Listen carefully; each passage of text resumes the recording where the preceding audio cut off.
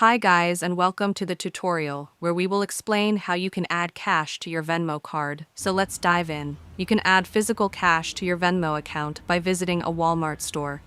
Venmo Help Center. Go to a staffed register at Walmart and inform the clerk that you want to add money to your Venmo debit card. Swipe your Venmo debit card to complete the transaction. A processing fee of $3.74 applies. If you're depositing more than $300, you'll need to provide a valid ID matching the name on your Venmo account. Another option, you can try transfer funds from a linked bank account directly to your Venmo balance. You can do this by opening the Venmo app and navigate to the Me tab. Tap on Add Money.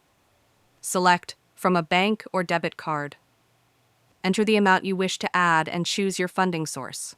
Tap Add to initiate the transfer. You can also use Setup Direct Deposit to have your paycheck or other payments sent directly to your Venmo account.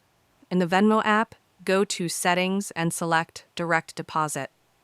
You'll find your account and routing numbers, which you can provide to your employer or payment provider.